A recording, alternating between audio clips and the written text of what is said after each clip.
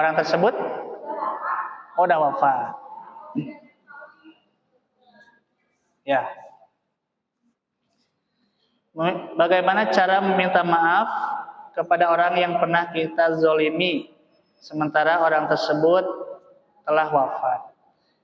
Bisa dengan dua jalan. Yang pertama, mintalah maaf kepada keluarganya dan terangkan dosa apa yang telah kita lakukan. Contoh, ibu pernah nipu ya, pernah nipu ke si bapak anu, nipu uang 500.000 misal. Ibu teh tobat, tapi begitu mau dibayar uangnya itu, si bapaknya sudah meninggal.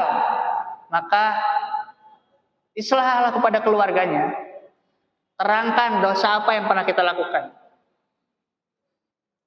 Bahwa kita pernah minjam uang tidak bayar, ini saya kembalikan.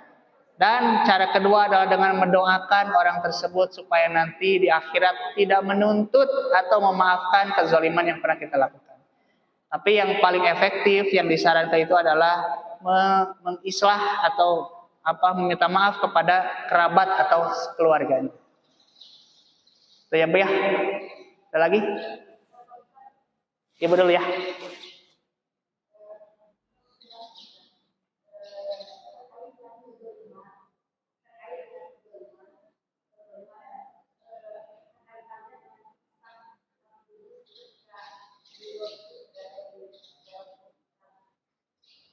Kezaliman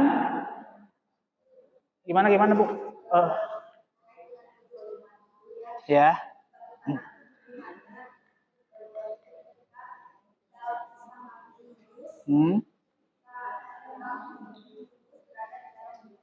Perut ikan. Ya.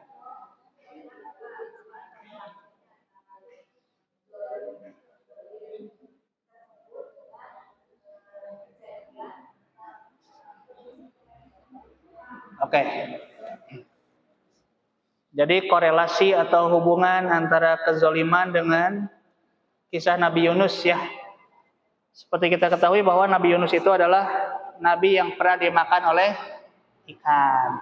Mata upami ibu tos tiasa nuang lauk ente langkung sakti tibatan Nabi Yunus ya. Apa korelasinya? Korelasinya adalah ketika Nabi Yunus melakukan sebuah kesalahan, maka sebagai hukumannya Allah tibankan Nabi Yunus itu dimakan oleh ikan. Makanya tadi disebutkan bahwa setiap hukuman itu tidak hanya berlaku di akhirat saja, tapi di dunia juga.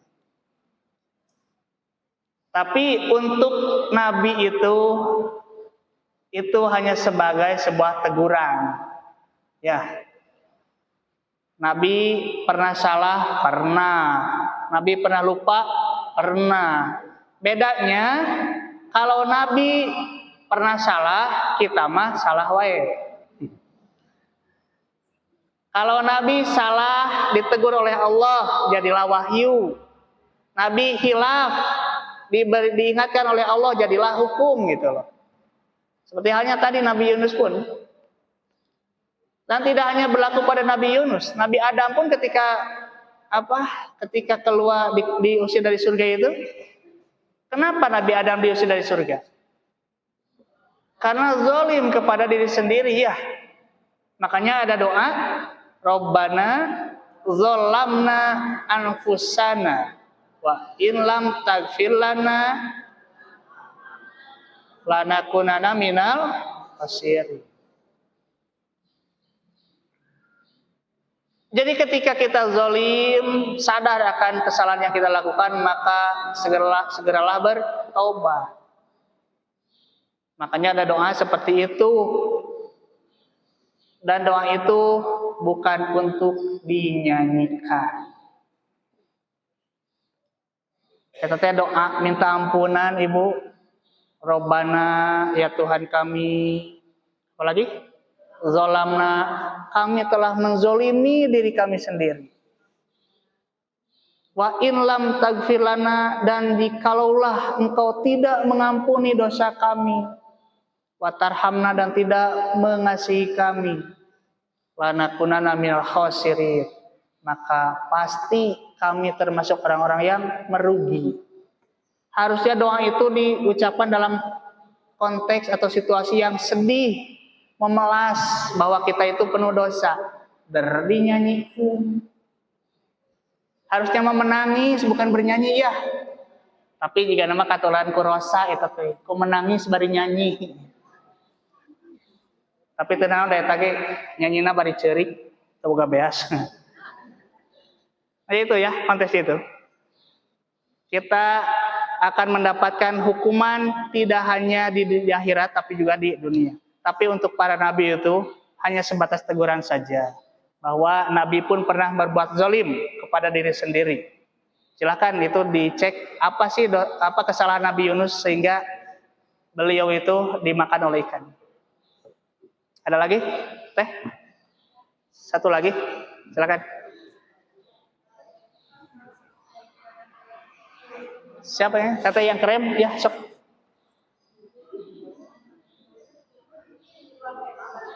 Mangga.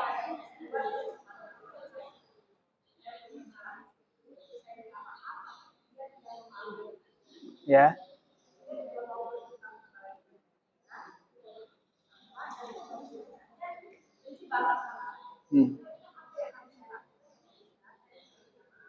Ya. Kita sudah minta maaf, tapi orangnya itu tidak mau memaafkan. Apa yang harus kita lakukan? Ya, yang harus kita lakukan ya tidak boleh sarwanya. Ya, kita punya dosa, minta maaf. Asalkan niat kita ikhlas saja, ingin memperbaiki hubungan, silaturahmi. Kewajiban kita itu hanya sebatas itu saja. Kita tidak ada tuntutan atau tidak ada kewajiban supaya orang itu memaafkan kita, tidak. Jadi kalau kita sudah minta maaf dan kita terus berusaha memperbaiki hubungan, itulah tugas kita sampai di sana. Adapun hak dia memaafkan atau tidak itu terserah dia. Yang penting kita mah jangan sarwana ya. Itu saja sih sebetulnya. Hidup itu simpel lah, nggak perlu diambil ribet ya. Yang penting mah kita mah niatnya baik, itu saja. Ada lagi? Sampai jam berapa ini? Sama moderator itu atur sok wajib.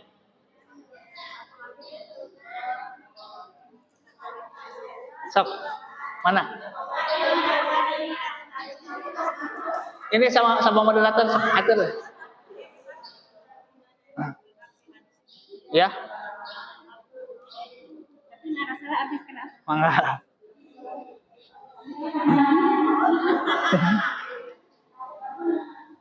Ini ada juga dari perjalanan, misalnya kalau misalkan sering kuliah lapangan, bagaimana untuk apa ya? Karena mungkin minta maaf awalnya sudah teman lagi mungkin ya, harus tahunya dulu mungkin seperti itu. Terus yang kedua, kalau misalnya kita sebagai yang bergabung ya, tapi orang yang bergaul itu tidak sadar setiap kali kita bergaul dengan itu kegaduhan kita adalah bimbang kita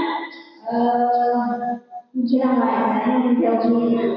Mungkin tipsnya yang paling bagus itu seperti apa, kalau memerlukan sekali itu juga tidak bagus juga gitu. Jadi kayak buat semua ya, hubungan harus bersih. Tapi kalau kita berjalan semakin jauh dari kita, jadi itu ya.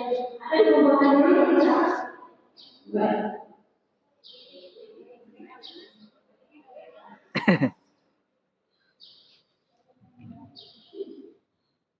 Bismillahirrahmanirrahim.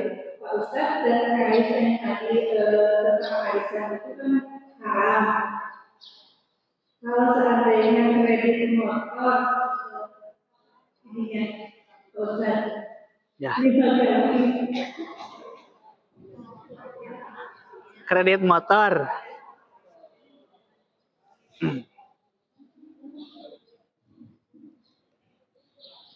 Ini dosa saya kalau namanya interaksi di sini.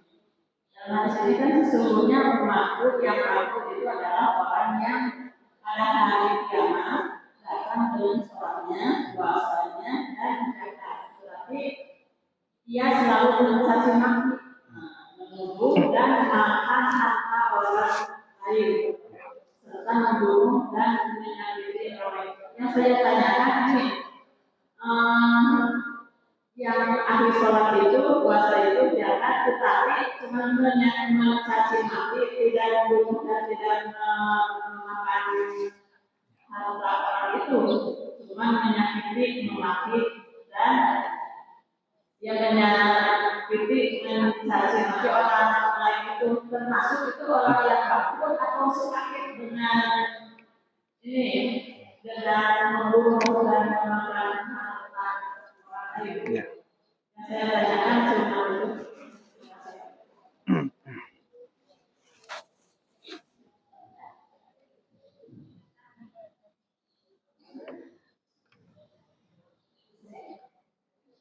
Redaksi hadis ini adalah orang yang bangkrut adalah orang yang dia datang dengan pahala sholat, saum dan zakat. Kemudian datang orang yang pernah dizoliminya ya, seperti apa? Mencaci maki, menuduh dan makan harta orang lain.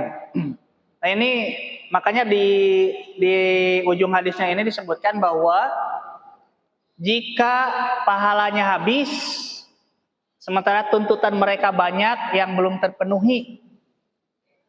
Itu ujung hadisnya itu. Selanjutnya sebagian dari dosa dari setiap orang dari mereka diambil untuk dibebankan kepada orang tersebut. Jadi ini tidak sepaket ya. Tidak sepaket. Jadi yang dimaksud dengan apa? Orang yang terzolimi di sini, dia misal ada yang dicaci. Nah, sebagian dari pahalanya itu dia limpahkan gitu. Tapi karena saking banyaknya sehingga pahala kebaikan waktu di dunia itu habis sampai tidak tersisa, dan akhirnya karena masih banyak yang nagih ini, tuntutan mereka banyak sementara pahala ibadahnya sudah habis, maka dosa dari mereka ditimpakan. Jadi tidak sepaket ya, sesuai takarannya. Jadi kalau misal si pahalanya 600 liter, yang 600 mililiter, kemudian yang dagingnya cuma 200 mililiter, maka yang ditimbakannya sesuai itunya saja, sesuai kadarnya.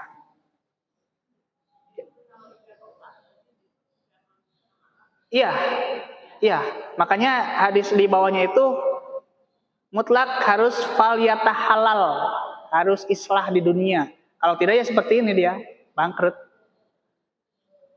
Gitu ya. Kemudian Ibu terkait kredit motor, al aslu fil asya'i al ibahah. Hukum asal muamalah itu adalah mubah, boleh. Hatta madala dalilu ala tahrimi, sampai ada dalil yang mengharamkannya. Jadi jual beli baik itu cash atau kredit itu hukum asalnya mubah, boleh. Tapi nanti jika ada dalil yang mengharamkan maka jatuh kepada haram. Kredit itu halal boleh, tapi jika ada sistem yang di dalamnya ada riba, maka ribanya itu yang jadi haram. Atau jika ibu misal telat didenda, itulah yang haramnya. Atau jika ibu teka setoran 3 bulan, motornya dijabel, ya motor itu motor ibu walaupun tacan lunas, dijabel, tak jelas kepemilikan tak kumat, itu yang jadi haram ya. Jadi hukum asal kredit itu halal, asal tidak ada sistem yang mengharamkannya. Ya, itu nanti termasuk haram. Adapun nanti misal ada kebutuhan mendesak, akhirnya kumaha butuh motor, butuh pisan gitu loh, cash tegaduh, kapasa kada kredit. Nah itu nanti ada kaidah ada yang disebut dengan rukhsah keringanan, tapi bukan berarti jadi haram, jadi halal ya. Seperti itu. Terus dari Ibu, sih tadi tinggal Ibu.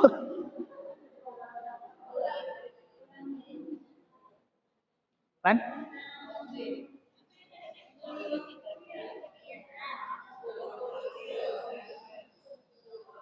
Zolim di waktu kecil.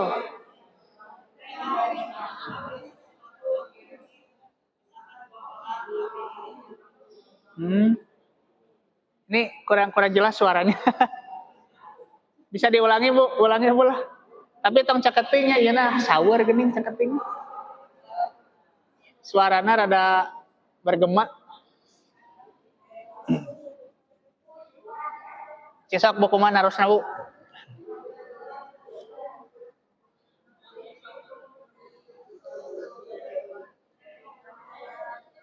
Oh. Nya sok heureuy nya. Sok Bu kumaha Bu? Rip ya rip.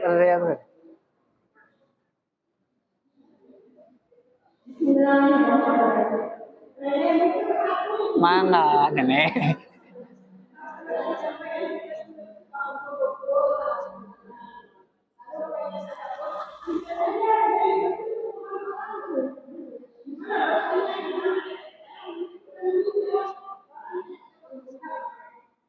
Oh iya.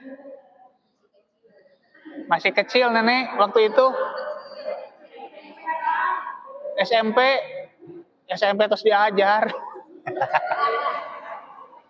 Iya nih, iya nih.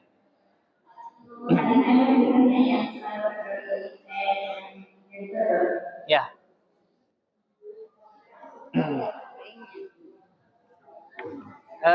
Saya rasa untuk kasus seperti ini, yang pertama mungkin yang harus kita perhatikan bahwa apakah si pelakunya itu sudah balik atau tidak ya. Karena ada saja yang iseng-iseng itu, masih kecil dia, belum balik, maka itu tidak ada jadi tuntutan dosa. Adapun mungkin nanti ketika dia sudah balik, melakukan kezaliman seperti itu, dan si korbannya sudah meninggal ya, nah, itu tadi kasusnya sama. Yang pertama, islahlah kepada keluarga yang bersangkutan. Jadi meminta maaf kepada keluarga yang bersangkutan. Dugikeun ku nenek teh, ece abdi teh kapeupeur kantos maok baling ming ece. Teterekel digembrong hileud. Ayeuna mah nyuhunkeun dihalalkeun. Nah, itu jadi fal yatahalalhu, mintalah dihalalkan ya kepada kerabat atau kepada keluarga yang bersangkutan.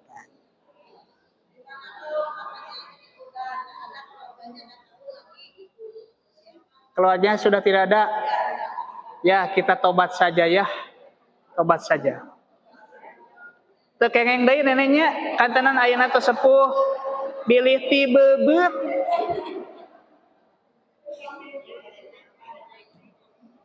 Cekap, cukup ya. Tidak ada lagi. Lan? Siapa?